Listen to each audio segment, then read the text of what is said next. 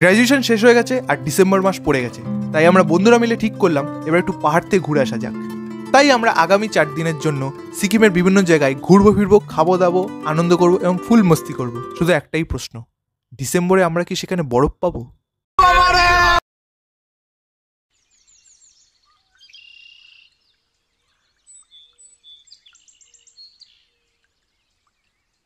সকাল সকাল উঠে ঘুমের ঘোর কাটিয়ে রেডি সেডি হয়ে চলে গেলাম হচ্ছে বারাসাত স্টেশন। তারপর সেখান থেকে সবাই একসাথে হয়ে সোজা চলে গেলাম হচ্ছে শিয়ালদা স্টেশন। আর শিয়ালদা পৌঁছানোর সাথে সাথেই আমাদের ট্রেন ঢুকে পড়লো তিস্তা তোরসা। ও দাঁড়াও, আমাদের ইন্ট্রোডাকশনটা সেরে নি। এটা হচ্ছে গালিব, তারপরে হচ্ছে রাহুল, এ হচ্ছে রাজু, আর এ হচ্ছে রোহিত, এ হচ্ছে প্রতীক, এ হচ্ছে হিমাদ্রি, আর একে তো সবাই চেনো, আমি। ও দাঁড়াও, আমাদের টিমে আরেকজন আছে, সে আসতে লেট করেছে কারণ সে এখন চুল কাটাচ্ছে। নাম হচ্ছে অরিজিৎ। যদি এরকম মানসিক ভারসাম্যহীন না হওয়ার ইচ্ছা থাকে তাহলে ছোট থেকেই মানসিক কাউন্সেলিং করা উচিত। মুকেশের মতো সুস্থ থাকুন, সতর্ক থাকুন। তারপর একটু খেয়ে দিয়ে আর সবার সাথে আড্ডা দিতে দিতে আর হই হুল্লোড় করতে করতে আমরা পাহাড়ের দিকে এগোতে থাকলাম।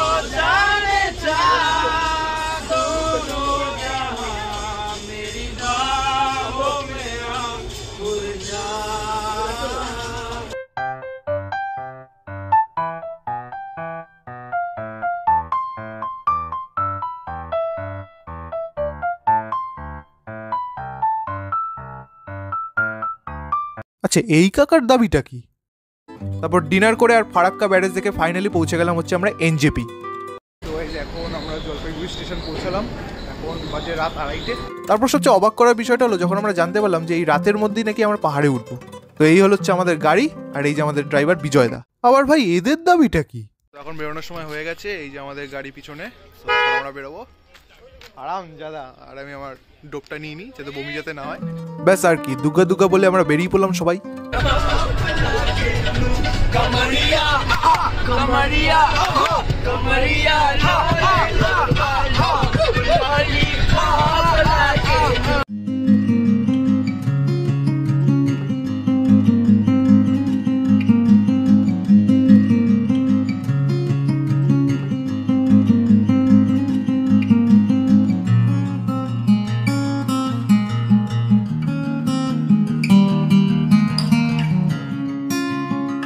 সারা রাত পাহাড়ের আঁকাবাঁকা রাস্তায় গাড়ি চালিয়ে একটু অফরোডিং করে তারপর একটা রিভার ক্রসিং করে আমরা ফাইনালি পৌঁছে গেলাম আমাদের ফার্স্ট ডেস্টিনেশন ঋষিখোলাতে। তো গাইজ এখন আমরা চলে এসেছি ঋষিখোলাতে। তোমরা দেখলে কত সুন্দর সিনিক ভিউ, কত সুন্দর, মানে মারাত্মক, মানে নেচারের বিউটি যেটাকে বলে এটা হচ্ছে এইটাই। মাঝখানে একটা অপ্রত্যাশিত ঘটনা ঘটে গেছে, আমার একটু বমি বমি পায়, মোশন সিকনেসের প্রবলেম আছে। তিস্তা নদীর ধারে রাত্রি 3টের সময় বমি করার একটা আলাদা ফিলিংস আছে। তো এটা হচ্ছে আমাদের হোমস্টের লোকেশন, বেশ সুন্দর। আর এটা হচ্ছে আমাদের রুম, এখানে মোটামুটি আমরা 4 জন থাকতে পারবো, বেশ সুন্দর। তারপর একটু চা খেয়ে আর ব্রেকফাস্টটা সেরে আমি বেরিয়ে পড়লাম হচ্ছে আশপাশটা একটু ঘুরতে।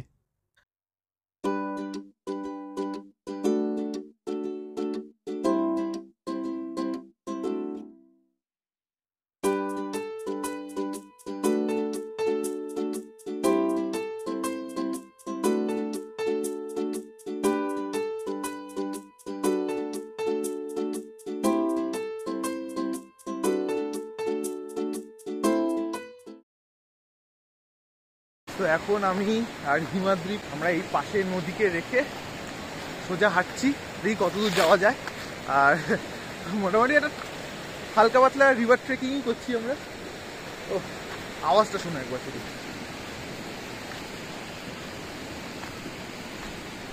হেভি লাগে, হেভি। মেমোরির জন্য কিছু পাথরও নিয়ে নিলাম। তারপর পড়ে গেল হচ্ছে আমাদের লাঞ্চের ডাক। আর লাঞ্চে গিয়ে দেখি তো বিরাট আয়োজন। আর ভাই এই আমের আচারটা আমার সারা জীবন মনে থাকবে।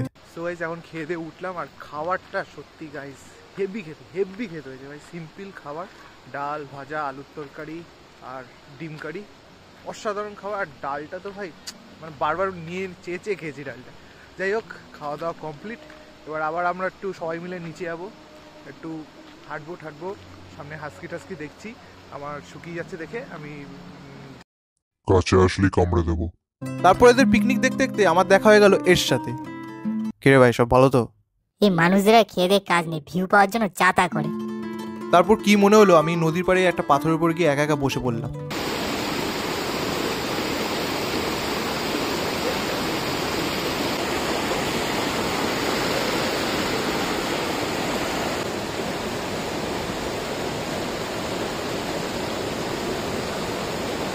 একা একা বসে আছি, জানি না কেন আমার কেন জানি নদীর আওয়াজের সামনে বসে থাকতে খুব ভালো লাগে। জানি না কতটা শোনা যাচ্ছে, বাট আমার এই আওয়াজটা খুব ভালো লাগে, খুব মানে শান্তি দেয় ভেতরে একটা। তাই আমি একা একা বসে আছি, সারাটা দিন ওদের সাথে অনেক মজা করলাম, বাট একটু একা একা থাকতে হয়, অনেক ভালো লাগে একদম অনেক। সো গাইস, এখন ব্যাপারটা হচ্ছে আমাকে এরা বাইরে দিয়ে দরজা আটকে পাশের ঘরে চলে গেছে, কিন্তু মালগুলো হচ্ছে বলদা। ঠিক আছে, কেন আমি দেখাচ্ছি। এই যে দেখতে পাচ্ছ আমাদের জানলাটা,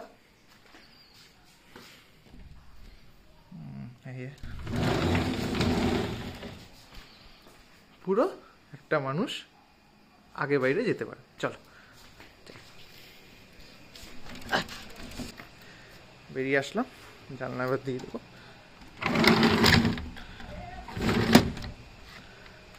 চলো গাইস, এবার রুমে যাওয়া যাক। তারপর সন্ধ্যেবেলা চার পকোড়ার সাথে আমরা আমাদের আড্ডা শুরু করলাম।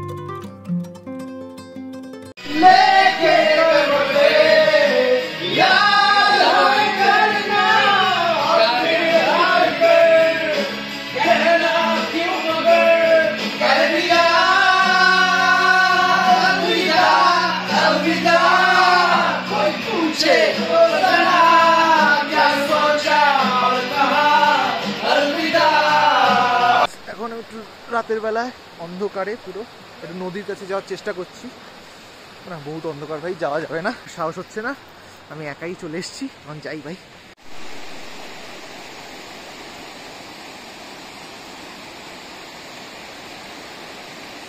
তারপর টাইম হয়ে গেল আমাদের ডিনারের, আর ডিনারে ছিল হচ্ছে রুটি, ভাত, ডাল, আলু ভাজা আর লাল লাল মাংসের ঝোল। তারপর সবাই কবজি ডুবিয়ে খেয়ে আমরা চলে আসলাম হচ্ছে রুমে। আর রুমে গিয়ে একটাই চিন্তা শুধু মাথায় ঘুরছিল, আমরা বরফ দেখতে পাবো কিনা।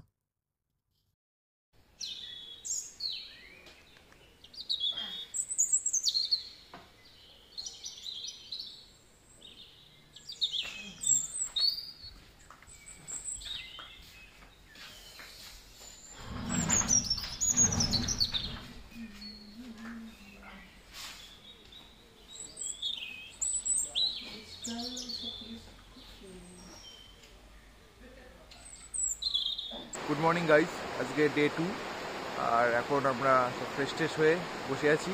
একটু বাদে ব্রেকফাস্ট আসবে, তারপর আমরা চলে যাবো হচ্ছে পদমচেন। পদমচেন যাওয়ার পথেও কিছু সাইট সিন আছে।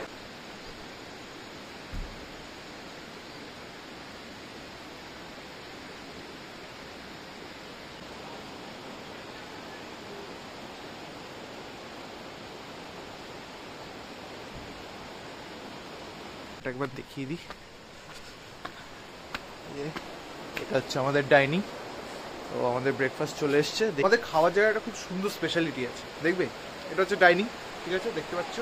আর আমাদের ঠিক বাইরে হচ্ছে নদী।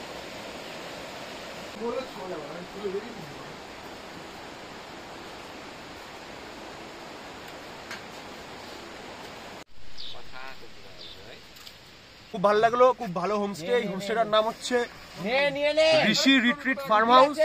খুব ভালো খাবার দাবার, খুব সুন্দর। জায়গাটা ছাড়ার আগে একটা কথাই বলবো, ভাই আবার আসবো।